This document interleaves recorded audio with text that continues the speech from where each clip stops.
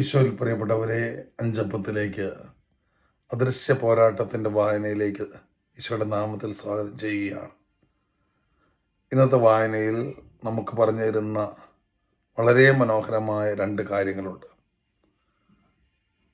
അതിൽ നമ്മളുടെ ജീവിതത്തിലെ ചില വൈകല്യങ്ങൾ അല്ലെങ്കിൽ ചീത്ത സ്വഭാവങ്ങൾ, ചീത്ത മനോഭാവങ്ങൾ അത് അനേക തവണ നമ്മൾ ആവർത്തിച്ചിട്ടുണ്ട്. ചില കുമ്പസാരത്തിൽ നമ്മൾ ഏറ്റുപറയുന്ന പാപങ്ങളെക്കുറിച്ച് ചിന്തിച്ച് ഒരുപക്ഷെ ചില പാപങ്ങളായിരിക്കാം നമ്മൾ എപ്പോഴും ഏറ്റുപറയുന്നത്.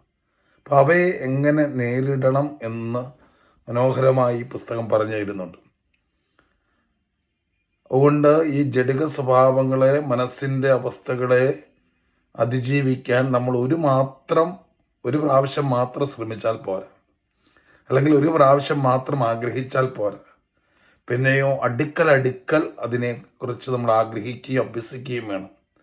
നിങ്ങൾ പോരടിക്കുന്ന ജഡിക സ്വഭാവത്തെ തകർത്ത് നിലംപരിശാക്കി ഇല്ലാതാക്കുന്നത് വരെ പലവട്ടം തുടർച്ചയായി അഭ്യസിച്ചു കൊണ്ടിരിക്കണം. ഇങ്ങനെ പലതവണ എന്തുകൊണ്ടാണ് ചെയ്യേണ്ടതെന്ന് പറയുകയാണ്. ഈ സ്വഭാവം നിങ്ങളുടെ ഹൃദയത്തിൽ ഇടം നേടിയത് ഏതോ പ്രവൃത്തിയുടെ തുടർച്ചയായ ആവർത്തനത്തിലൂടെയാണ്.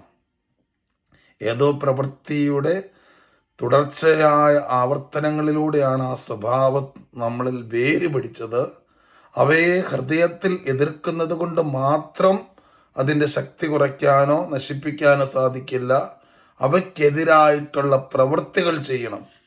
ജഡികതയ്ക്കെതിരായ അവയെ തകർക്കുന്ന, നിലംപരിശാക്കുന്ന പ്രവൃത്തികൾ ചെയ്തുകൊണ്ടിരിക്കണം. അവയുടെ ആവർത്തനം ജഡികശീലങ്ങളെ അപ്രത്യക്ഷമാകും.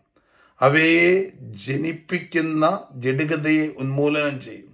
ഹൃദയത്തിൽ അതിനെതിരായ പുണ്യത്തെയും ശീലങ്ങളെയും ജനിപ്പിക്കും. പ്രിയപ്പെട്ടവരെ, ഇത് ചെയ്യുമ്പോഴാണ്, വളരെ പ്രായോഗികമായി നമ്മുടെ ജീവിതത്തിൽ ഇത് ചെയ്യുമ്പോൾ, ഉദാഹരണത്തിന് നിരന്തരം TV കാണുന്ന ഒരു വ്യക്തി ആ TV കാണരുതെന്ന് ആഗ്രഹിക്കുക മാത്രമല്ല, TV ഓഫ് ചെയ്യുക മാത്രമല്ല, ആ സമയത്ത് ബോധപൂർവം പോയി മുട്ടുമേൽ നിന്ന് പ്രാർത്ഥിച്ച്, അതല്ലെങ്കിൽ ബോധപൂർവം പോയി ബൈബിൾ എടുത്ത് വായിച്ച്, അത് ഒരു തവണയല്ല അനേക തവണ അങ്ങനെ ചെയ്ത്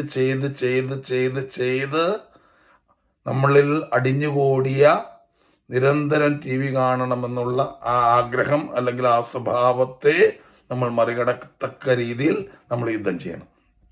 ഹല്ലേലൂയ. നല്ല ശീലങ്ങൾ ആർജിക്കുന്നതിന്, ചീത്ത ശീലങ്ങൾ വളർന്നു വന്നതിനേക്കാൾ വളരെയധികം നല്ല പ്രവൃത്തികൾ ചെയ്യേണ്ടതുണ്ട്. ചീത്ത ശീലങ്ങൾ പെട്ടെന്ന് വേര് പിടിക്കുന്നു. ശീലങ്ങൾക്ക് നമ്മിലുള്ള പാപത്തിൻ്റെ പ്രേരണയും സഹായവും ഉള്ളതുകൊണ്ട് അവയ്ക്ക് പെട്ടെന്ന് വേര് പിടിക്കാൻ സാധിക്കും. പാപം ചെയ്യുമ്പോൾ ലഭിക്കുന്ന സന്തോഷവും ലഹരിയും വീണ്ടും ദുശീലങ്ങളിലേക്കും പാപങ്ങളിലേക്കും നമ്മളെ നയിക്കും.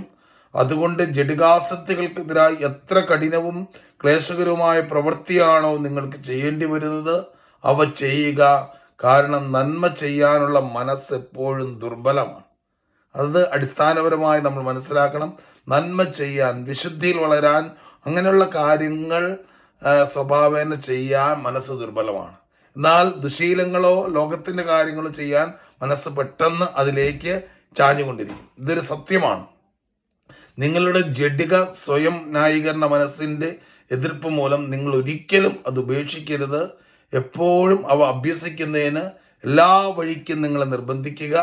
തുടക്കത്തിൽ അവ എത്ര അപൂർണങ്ങളായിരുന്നാലും അവ പോരാട്ടത്തിൽ ഉറച്ചു നിൽക്കാൻ നിങ്ങൾക്ക് ശക്തി നൽകും. വിജയത്തിലുള്ള പാതയും തുറക്കും. അപ്പോൾ അതുകൊണ്ടാണ് ഞാൻ പലതവണ ആവർത്തിച്ച് പറയുന്നത്, ഇത് നമ്മുടെ വിശ്വാസ ജീവിതത്തിൽ, ആധ്യാത്മിക ജീവിതത്തിൽ കൃത്യമായ വഴികൾ, കൃത്യമായ മേഖലകൾ നമുക്ക് പറഞ്ഞു തരികയാണ്. അതിൽ നമ്മൾ തുടക്കക്കാരാണ്, അതുകൊണ്ട് വിഷമിക്കേണ്ട കാര്യമില്ല. യുദ്ധം ചെയ്യുക, വിജയം നമുക്ക് സുനിശ്ചിതമാണ്. ഈശോ നമ്മളെല്ലാവരെയും അനുഗ്രഹിക്കട്ടെ.